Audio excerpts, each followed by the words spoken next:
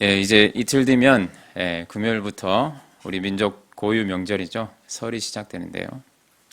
명절이 되면 평소에는 잘 보기 힘든 그런 친인척들을 만나게 됩니다. 또 오랜만에 만나서 또 이런저런 이야기도 하게 되고 교제를 하게 되는데요. 우리 그리스도인들에게는 또 이런 때가 복음을 전할 수 있는 또 기회이지 않습니까?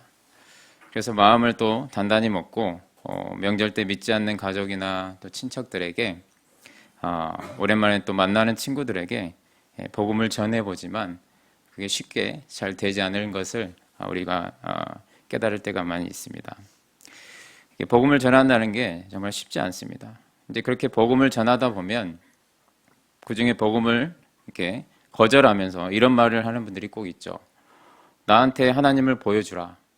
나한테 하나님을 보여주라. 그럼 내가 믿을게. 이렇게 말하는 분들이 간혹 있습니다. 이럴 때 우리 속이 좀 답답해지지 않습니까? 보이지 않는 하나님을 어떻게 보여줄 수 있나? 보이지 않는 하나님을 설명한다는 게 어렵습니다. 쉽지 않습니다. 그런데 생각해보면 하나님을 논리적으로 설명할 수 없는 것은 당연합니다. 피조물이 창조주를 이해할 수 없는 것은 당연하죠. 하나님은 우리와 차원이 다르신 분이기 때문에 그것은 마치 개미가 사람을 이해하려는 것과 똑같은 겁니다. 누군가 이런 말을 했습니다. 이해되어지는 신은 이미 신이 아니다. 그러니까 설명이 되고 납득이 되는 하나님은 이미 하나님이 아니다는 건데요. 이해가 되어야만 믿겠다 이런 태도는 사실 말이 되지 않지만 전도 대상자들에게는 납득이 되질 않습니다. 그분들이 이해를 하셔야 하는데 이게 참 어렵습니다. 예수님을 믿지 않는 많은 사람들이 진리에 이르는 길이 이해인 줄 압니다. 이해를 통해서 믿음에 이르는 것이라고 이제 생각하는 거죠. 열심히 뭔가를 배우고 알아서 이해하면은 믿게 된다는 겁니다. 세상의 방식들이 다 그런 거 아니겠습니까? 그러나 성경은 그렇게 이야기하지 않습니다. 오늘 본문 17절에 보시면 17절에 믿음에 이르는 길에 대해서 말씀하는데요. 17절 보시면 복음에는 하나님의 의가 나타나서 믿음으로 믿음에 이르게 하나니 이렇게 나와 있죠. 성경은 뭐라고 말하냐면 믿음으로 믿음에 이르게 된다고 말합니다. 다시 말해서 이해를 통해서 믿음에 이르는 것이 아니라 믿음을 통해서 믿어지는 이해가 된다는 겁니다. 이게 성경적인 원리라는 거예요. 여러분 우리가 처음 가는 장소에 가려면 어떻게 가야 됩니까? 미리 지도를 찾아보거나 또 길을 아는 사람에게 물어봐야죠. 길을 아는 사람이 자세히 설명해 주면서 약도를 그려주면 그 약도가 맞을 거라고 믿고 가는 거죠. 그렇게 약도대로 찾아가서 목적지에 도착하고 나면 이렇게 오는 거였구나 하면서 그 약도를 이해하게 되는 겁니다. 그리고 그 다음부터는 그 길을 알고 갈 수 있게 되는 겁니다. 우리 믿음의 여정도 마찬가지라는 거예요. 다 알고 다 이해하고 가야 믿어지는 게 아니고 이해가 되지 않아도 약속을 믿고 가면 그때 비로소 이해가 된다는 겁니다. 그런데 약도를 아무리 봐도 이해할 수 없다는 이유로 나 못 믿겠다 한다면 어떻게 되겠습니까? 그곳에 못 가는 겁니다. 일단 믿고 가봐야 그 약도가 정확한 것인지 아닌지 알 텐데 안 믿으니까 못 가는 겁니다. 믿어서 이해해야 될 일을 이해가 안 돼서 못 믿겠다고 하니까 못 가는 거죠. 믿음은요 마치 우리 하늘씨 학교처럼 믿음은 씨앗과 같아서 처음에는 보이지 않지만 그 속에는 장차 맺어질 열매가 들어있습니다. 히브리서 11장 1절에 이런 말씀이 있죠. 믿음은 바라는 것들의 실상이요 보이지 않는 것들의 증거니 이런 말씀이 있습니다. 믿음 안에는 지금 당장에는 안 보여도 열매가 숨겨져 있다는 거예요. 그 증거가 들어가 있다는 겁니다. 믿고 가면 반드시 그 열매인 증거를 보게 된다는 거예요. 약도를 믿고 간 사람의 증거가 뭡니까? 내가 가봤더니 그대로 도착하더라 그거 아닙니까? 그 증거, 그 열매를 통해서 우리가 믿었던 믿음이 진리인지 아닌지 알게 된다는 거예요. 믿음으로 믿음에 이르게 되는 것이지 이해를 통해서 믿음에 이르게 되는 것이 아니라는 말씀입니다. 여러분 우리 믿는 그리스도인들은요 믿음이 없는 세상 사람들에게 보이지 않는 하나님을 보여줄 수는 없어도 뭘 보여줄 수 있는가? 그 증거는 보여줄 수 있어야 됩니다. 우리가 먼저 가봤고 또 우리가 먼저 해봤기 때문에 그 증거는 말해줄 수 있잖아요. 내 삶이 증거라는 것을 내 삶을 통해서 보여줘야 된다는 거예요. 나를 봐라. 내가 이렇게 변하지 않았는가? 이 영광의 복음이야말로 나를 변화시킨 복음이고 지금도 내 속에서 역사하시는 복음이고 내가 목숨을 걸고 확신하는 복음이고 내가 체험한 복음임을 삶으로 증거해야 된다는 거예요. 하나님은 보여줄 수 없어도 하나님은 믿는 나는 보여줄 수 있다는 겁니다. 이것을 예수님이 이렇게 말씀하셨죠. 요한복음 12장 45절에 보니까 이런 말씀이 있습니다. 나를 보는 자는 나를 보내신 이를 보는 것이니라. 물론 이 말씀은 예수님이 하나님이시기 때문에 예수님을 본 사람은 하나님을 본 것과 같다는 말씀이지만 이런 해석도 가능한 거예요. 내가 사는 삶을 보면은 하나님을 볼 수 있다는 겁니다. 여러분, 우리의 전도가 뭐가 문제냐면 입으로만 전도하려고 하기 때문에 문제가 생깁니다. 복음을 말로만 전하는 것이 아니라 우리는 우리의 삶 속에 믿음의 증거들을 통해서 하나님을 보여줄 수 있어야 된다는 거예요. 초대교회 성도들이 그렇게 살았습니다. 그때 성도들은 어떤 상황에서 살았습니까? 그 당시 예수님을 믿는다는 것은 세상으로부터 격리되고 버림받는 겁니다. 오늘날로 말하자면 주민등록 자체가 없는 거예요. 더 이상 공적인 사회에서 살 수가 없게 되는 겁니다. 그래서 그들은 일상적인 생활 자체를 할 수가 없어가지고 어디로 들어갑니까? 지하 묘지 카타콤으로 들어가잖아요. 학교, 직장, 사업, 집 다 버려두고 지하 동굴로 들어갑니다.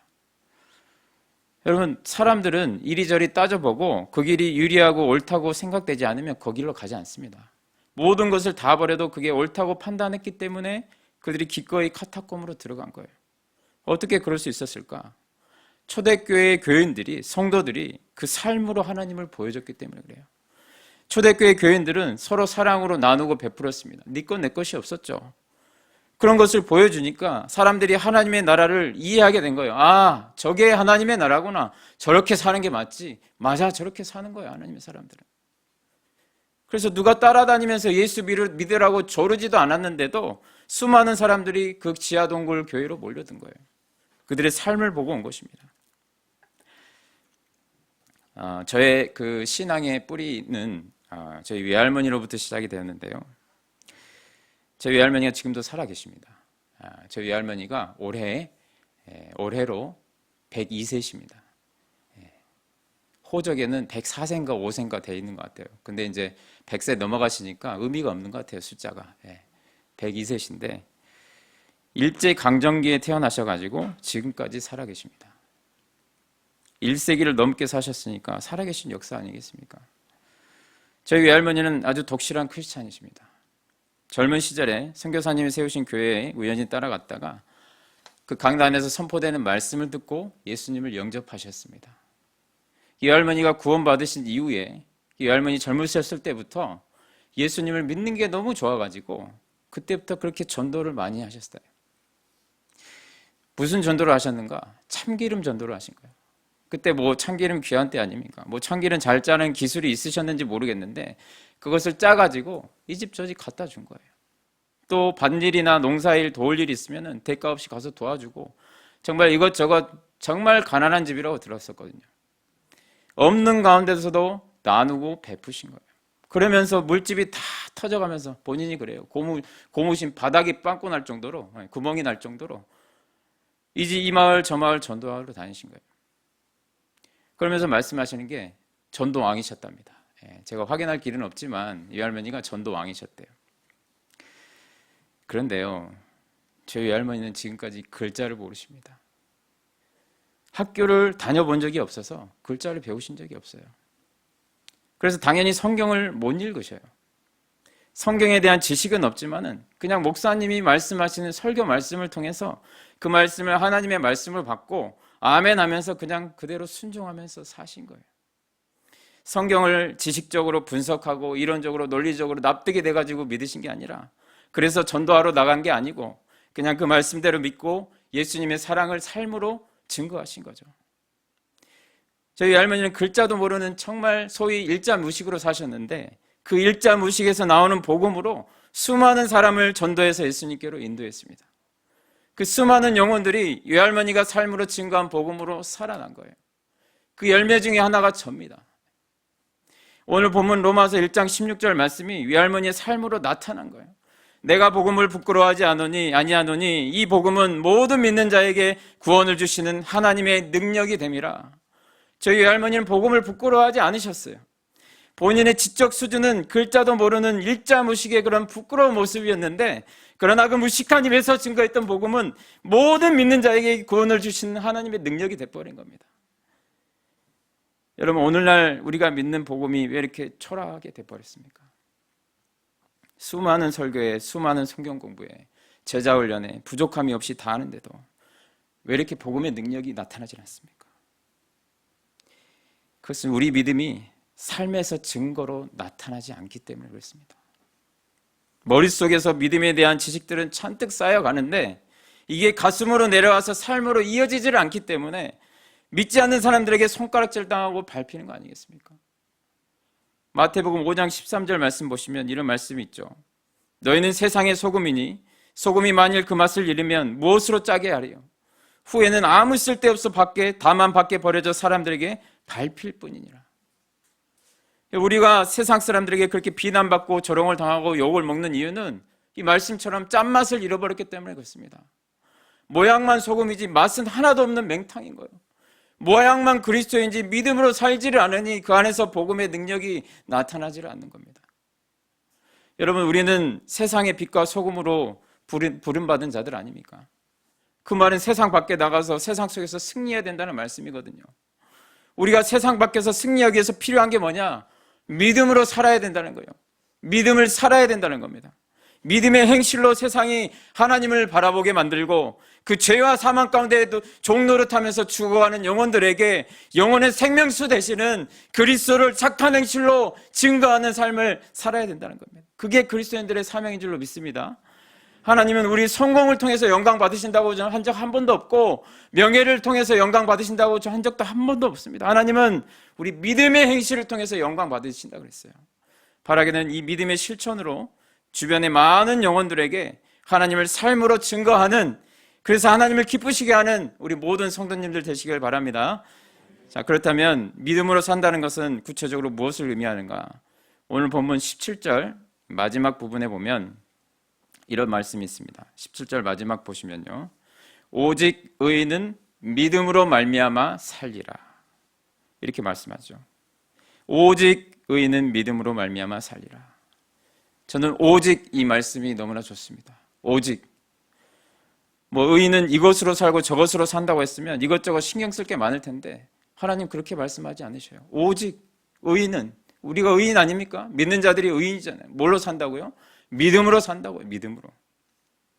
성경은 애매하게 말하지 않아요. 애매하게 믿으면 좋을 거야, 그렇게 이야기하지 않습니다. 성경은 믿어야 살아, 의인은 믿음으로만 살아, 그렇게 선포합니다.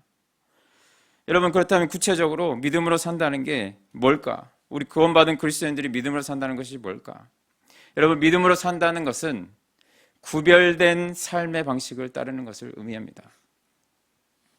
이 세상 사람들은 어떤 일을 할 때 생각하고 결정하고 판단할 때요, 그 기준이 뭘까요? 믿지 않는 세상 사람들의 기준이 뭘까요? 믿지 않는 세상 사람들은 어떤 게 더 이익이야? 어떤 게 더 편한 거야? 어떤 게 더 쉬운 거야? 어떤 게 더 안정적인 거야? 이런 거 따지지 않습니까? 그게 세상의 기준 아니에요. 근데 믿음으로 사는 사람들의 기준이 뭡니까? 믿음으로 사는 사람은 생각하고 판단하고 결정하는 기준이 뭔가? 뭐가 하나님의 뜻인가? 어떤 게 하나님의 방식인가? 어떤 게 하나님이 기뻐하시는 길인가? 힘드냐 쉬우냐 가까우냐 뭐냐 편하냐 불편하냐 이익이냐 손해냐 그런 거 묻지 않고 우리 믿음으로 사는 사람은 뭘 물어야 되는가? 어떤 게 하나님의 말씀이고 하나님의 방식인가? 여러분, 믿음으로 산다는 것은 눈에 보이는 대로 따라가는 세상의 방식이 아니라 지금 당장에 눈에 보이지 않아도, 내 눈에는 답이 보이지 않아도, 내 생각에는 좀 힘들 것 같아도, 정말 불확실해 보이고 불안정해 보여도, 계산이 되지 않아도 그것이 하나님의 뜻이라면 그 길을 가는 게 믿음으로 사는 것인 줄 믿습니다. 성경에 보면은 믿음의 사람들이 참 많이 나오는데요, 그 중에 대표적인 인물이 아브라함입니다. 이 아브라함은 믿음의 조상이라고 불릴 정도로 하나님을 향한 믿음이 신실했던 인물이지 않습니까? 우리가 믿음의 삶을 살려고 한다면 이 아브라함의 삶의 방식을 좀 살펴볼 필요가 있는데요, 아브라함이 결정적으로 믿음의 삶을 시작했던 부분이 어디냐면 창세기 12장 1절부터입니다. 하나님의 이해할 수 없는 말씀에 순종의 발걸음으로 믿음의 삶을 살게 되는데요. 창세기 12장 1절에 보면 이렇게 나와 있습니다. 제가 읽어드리겠습니다. 여호와께서 아브라함에게 이르시되 너는 너의 고향과 친척과 아버지의 집을 떠나 내가 내게 보여줄 땅으로 가라. 잘 하시는 말씀이죠. 가라는 거예요. 가라고 명령은 분명한데 어디로 가야 되는지 알려주시질 않습니다. 보여준 땅으로 가라. 그것도 아닙니다. 내가 보여주는 땅으로 가라는 것도 아니고 보여줄 땅으로 가라는 거예요. 두 눈으로 확인할 수 있도록 보여주셨거나 보여주시면서 가라는 게 아니라 네가 가면 그때 비로소 보게 될 거야. 그렇게 말씀하시는 거예요. 하나님이 부르실 때 일일이 설명을 잘 안 해주시죠. 그런데도 아브라함은 이해할 수 없는 하나님 부르심에 믿음으로 반응합니다. 히브리서 11장 8절에 보면 자세히 나와 있는데요. 그 말씀 제가 읽어드리겠습니다. 믿음으로 아브라함은 부르심을 받았을 때 순종하여 장래의 유업으로 받을 땅에 나아갈새 갈 바를 알지 못하고 나아갔으며 지금 아브라함은 그 어떤 것 하나 본 것이 없습니다. 어떤 증거 하나 손에 잡은 게 없어요. 아무것도 없지만 아브라함은 하나님 말씀 따라갔습니다. 믿고 간 거죠. 계산하지 않았습니다. 하나님 보여주시면 갈게요. 거래하지 않았습니다. 그냥 그 말씀에 자기를 맡긴 거죠. 하나님 말씀이 이해가 돼서 간 게 아니라 그냥 믿고 간 겁니다. 여러분, 이게 믿음으로 사는 것 아니겠습니까? 믿음의 또 다른 말은 순종입니다. 믿음의 삶은 이해가 먼저가 아니라 순종이 먼저라는 거예요. 믿음은 여러분 명사가 되면 안 됩니다. 믿음은 항상 동사로 움직여야 돼요. 움직이는 믿음이 돼야 됩니다. 가만히 있는 게 믿음이 아니에요. 믿음의 삶이라는 것은 세상 사람들과 전혀 다른 방식으로 살아가는 건데 세상 사람들은 끊임없이 안정을 추구하잖아요. 그게 세상 사람들의 목표 아닙니까? 그러나 우리 그리스도인들은 믿음의 삶을 살면서 불안정한 상황 속에서도 확실한 말씀을 선택해서 모험의 삶을 사는 것인 줄 믿습니다. 믿음의 삶은 보험이 아니라 모험의 삶이라는 거예요. 저도 여기 이 하늘시작 교회까지 오는데 믿음이 참 많이 필요했습니다. 여러분 보시기에는 서울로 오는 게 참 좋은 거 아닌가 그렇게 생각하실 수 있지만 또 누군가 그러더라고요. 영전하셨네요. 서울로 영전하셨다고 그렇게 이야기하더라고요. 물론 하늘시작 교회가 참 좋은 교회고 저 많은 사역자들이 오고 싶어하는 교회인 것은 분명합니다. 그런데 제 고향을 떠난다는 게 쉽지가 않더라고요. 모든 게 다 안정적이었거든요. 서울로 사역지를 옮기게 되면 그런데 모든 게 다 불안정하게 되는 거예요. 확실한 게 없는 겁니다. 그 안정이 흔들리게 되니까 서울로 옮긴다는 게 그게 말처럼 쉬운 게 아니더라고요. 일단 서울 집값이 어떻습니까? 제 고향보다 3-4번은 더 비쌉니다. 또 아이들 어린이집도 제가 듣기로는 1년, 2년까지도 기다려야 된다는 소식을 들은 거예요. 언제 들어갈지도 모르고 또 그동안 처가댁으로부터 공급받았던 수많은 그런 먹을거리들이 끊겨버리게 되는 거예요. 그래서 물가도 비싸고 아무튼 염려, 걱정, 근심이 동시다발로 오더라고요. 그래서 아내랑 작정을 하고 안 되겠다. 우리 사역지 결정을 위해서 아내랑 이렇게 자주 가던 헐먼산 수양관이라고 있습니다. 제 고향에 기도원이 있는데요. 거기 산기도를 아내랑 일주일에 1회에서 2번, 한 번에서 2번, 매주 한두 번씩은 가서 사복음서를 같이 묵상을 하면서 같이 그 말씀을 붙들고 기도를 했어요. 그런데 어느 날 이렇게 기도하러 가서 이제 먼저 말씀을 묵상하고 있는데 말씀이 머릿속에 안 들어오는 거예요. 계속 그 불안정한 상황들만 생각이 나는 거예요. 불편해질 것들만 이렇게 마음속으로 이렇게 찾아오게 되는 거예요. 그러니까 눈으로는 말씀을 읽고 있지만 말씀이 안 들어오는 거예요. 근데 그 걱정 가운데 갑자기 제 눈이 번쩍 뜨였습니다. 그때 마태복음 6장 말씀이 눈에 딱 들어온 거예요. 마태복음 6장 31절에서 33절 말씀이 저에게 확 들어왔는데요. 그 말씀이 뭐냐면 그러므로 염려하여 이르기를, 제가 막 염려하고 있으니까 염려하여 이르기를 무엇을 먹을까, 무엇을 마실까, 무엇을 입을까 하지 말라. 이는 다 이방인들이 구하는 것이라. 너희 하늘 아버지께서 이 모든 것이 너희에게 있어야 할 줄을 아시느니라. 그런즉 너희는 먼저 그의 나라와 그의 의를 구하라. 그리하면 이 모든 것을 너희에게 더하시리라. 이 말씀을 주신 거예요. 제가 이 말씀 딱 보고 그날 주저없이 결정했습니다. 이 말씀을 읽는데 하나님 마치 저에게 이렇게 말씀하시더라고요. 지어가, 너 뭐 먹을지 뭐 마실지 뭐 입을지 그런 거 걱정하지 마라. 넌 내 자식이야. 너 필요한 것들 내가 다 알아. 너는 먼저 나라와 그의 의를 구해라. 그럼 내가 다 채워줄게. 그렇게 말씀을 하시더라고요. 제가 그 말씀 붙들고 여기 온 거예요. 저는 이 말씀을 믿습니다. 너희는 먼저 그의 나라와 그의 의를 구하라. 그리하면 이 모든 것을 너희에게 더하시리라. 저 이 말씀을 확실하게 믿습니다. 저라고 걱정이 없진 않았겠죠. 많이 있었습니다. 답이 안 나오는 상황이고 애들도 4명이나 되고 살 길이 막막하죠. 서울 와서 뭐 어떻게 살겠습니까? 계산하면 그래요. 그런데 왜 이 길로 주저하지 않고 올 수 있었겠습니까? 약속의 말씀 붙들고 온 거예요. 이 말씀 믿고 왔더니요, 여기 왔는데 이전에 제가 살던 집보다 더 좋은 집으로 하나님이 인도하시더라고요. 이전에 살던 집은 30년이 넘은 아파트였는데 더 좋은 아파트로 하나님 살게 해주셨고요. 또 어린이집은 갑자기 한 반을 더 만들었대요. 그래서 연락이 왔습니다. 오시라고. 지금 다니고 있습니다.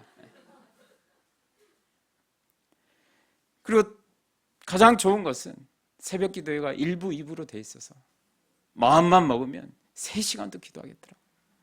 마음껏 부르짖으면서 기도할 수 있는 그 기도의 처소가 우리나라 가운데 여러분 많이 있는 줄 아십니까? 새벽 기도도 1부, 2부 한 데가 얼마나 있겠습니까?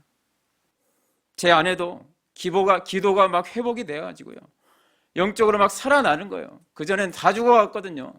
근데 여기 올라와서 살아났습니다. 얼굴에 생기가 돌고 기쁨이 넘치고 감사가 넘치고 모든 게 다 좋아졌습니다. 물론 처갓댁 가고 멀어지는 바람에 짜장면집하고 가까워졌는데요. 예. 아무튼 너무 좋은 거예요. 믿고 왔더니 하나님 다 보여주시더라고요. 그래서 제가 이 약속의 말씀을 붙들지 않고 상황만 붙들고 주저하고 있었으면 이 은혜의 자리는 다른 사람이 채웠겠죠. 여러분, 진짜 하나님의 능력을 경험하려면요, 눈에 보이지 않아도, 계산에 나오지 않아도 하나님 방식으로 살아야 그 능력이 뭔지 알게 되는 겁니다. 몇십 년을 믿어도 하나님 방식대로 살아보지 않으면, 여러분 찬송가 있잖아요. 예수 믿는 것은 받은 증거 많도다. 여러분, 이 말씀이 다가오질 않는 거예요. 증거가 없어. 교회는 다니는데 여전히 세상의 방식들을 고집하며 살면은 무슨 간증이 있고 무슨 증거가 있겠습니까? 여러분, 예수님을 믿는다는 게 뭐겠습니까? 예수님을 진짜 믿는다는 것은 성경에 나오는 하나님의 말씀을 다 믿는 것이고, 그것은 하나님의 방식대로 세상에서 산다는 겁니다. 여러분, 우리가 정말 예수님을 믿는다면 한번 믿음의 진검승부를 해봐야 되지 않겠습니까? 이왕 믿을 거라면은 우리 생각에는 하나님 방식으로 살면 정말 죽을 것 같고 망할 것 같고 손해볼 것 같지만, 여러분 아니에요. 그렇지 않습니다. 하나님 방식으로 살면 절대 망하지 않습니다. 오직 그이는 믿음으로 살리라, 믿음으로 말미암아 살리라 하나님 말씀하셨기 때문에 그 약속의 말씀 붙들고 가면 하나님의 놀라운 은혜들을 보게 될 줄 믿습니다. 여러분, 믿음의 길은 새로운 삶의 방식을 선택하는 거예요. 우리가 세상과 똑같이 세상의 방식대로 살아서는 안 됩니다. 우리 크리스찬은 사는 방식이 다른 사람들이에요. 우리는 세상의 방식이 아니라 하나님의 말씀, 하나님의 방식대로 사는 사람들입니다. 하나님 말씀하시면 그게 눈에 보이지 않아도, 계산이 되지 않아도 믿음으로 순종하면서 나아갈 때 그 믿음의 증거들이 충만하게 나타나게 될 줄 믿습니다. 간절히 바라기는 이 자리에 모인 모든 성도님들이 정말 고집스럽게 그 믿음의 발자국을 좀 남겨서, 내가 믿음으로 살아보니 이런 증거가 있었노라고 강력하게 외치고 간증하고 선포하는 우리 하늘시자 성도님들 되시기를 간절히 바랍니다. 그래서 믿지 않는 주변의 수많은 영혼들을 주님의 품으로 인도하는 우리 교회가 되기를 간절히 바랍니다. 또 더불어서 우리 교회 다음 세대들에게 이 믿음의 신앙을 전수해줘서 우리 다음 세대들 가운데 믿음의 영적 거인들이 풍성하게 세워지는 우리 모든 공동체 될 수 있도록 주님께서 역사하실 줄 믿습니다. 이 시간 함께 찬양하고 기도하겠습니다. 기도하는 심정으로 우리 가사를 묵상하시면서 간절히 찬양하겠습니다.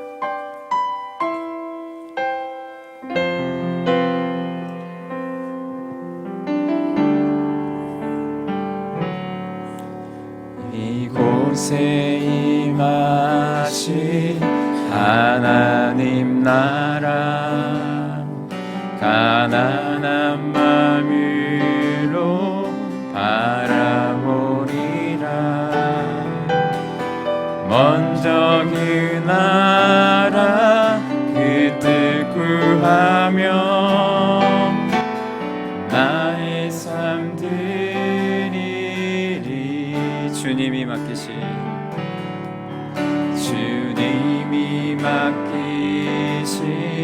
하나님 나라 믿음의 눈으로 바라보리라. 하늘의 뜻이 이 땅 가운데 완성될 그날까지 믿음 다하여 그 위에 서리라. 하나님의 나라는 무너지지 않으리. 믿음 다하여 그 나라 세워가리라. 주님 곧 오실 때. 우리 다시 한번 찬양합니다. 이곳에 임하신 하나님. 가난한 마음으로 바라보리라.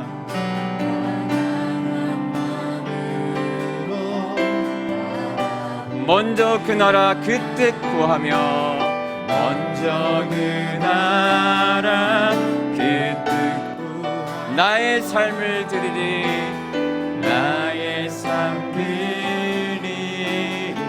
주님이 맡기신 하나님 나라 주님이 맡기신 하나님. 믿음의 눈으로 바라보리라. 믿음의 눈으로 바라보리라. 하늘의 뜻이 이 땅 가운데 완성될 그날까지 믿음 다하여 그 위에 서리라. 하나님의 나라는 무너지지 않으리. 믿음 다하여 그 나라 세워가리라. 주님 우리 다시 한번 찬양하겠습니다. 이곳에 임하신 하나님 나라 이곳에 임하신 하나님 나라. 가난한 마음으로 바라보리라.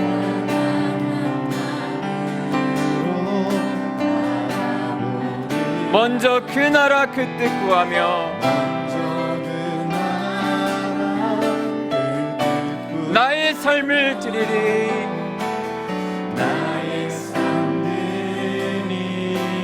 주님이 맡기신 하나님 나라 주님이 맡기신 하나님. 믿음의 눈으로 바라보리라. 믿음의 눈으로 바라보리라. 하늘의 뜻이 이 땅 가운데 완성될 그날까지 믿음 다하여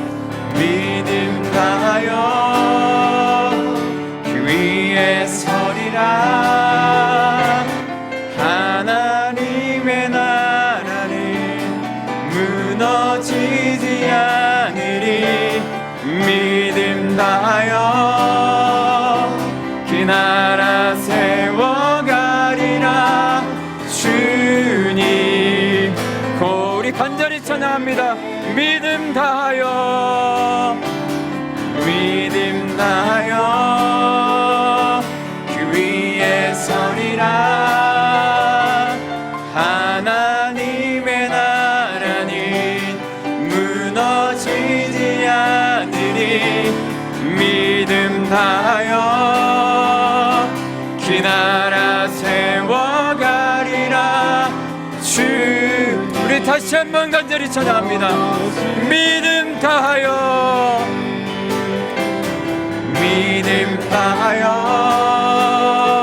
그 위에 서리라. 하나님의 나라는 무너지지 않으니 믿음 다하여 그 나라 세워가리라. 주님, 우리 마지막으로 찬양합니다. 믿음 다하여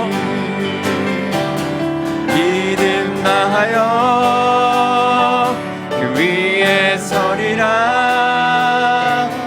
하나님의 나라는 무너지지 않으리. 믿음 다하여 그 나라 세워가리라. 주님 곧 오실 때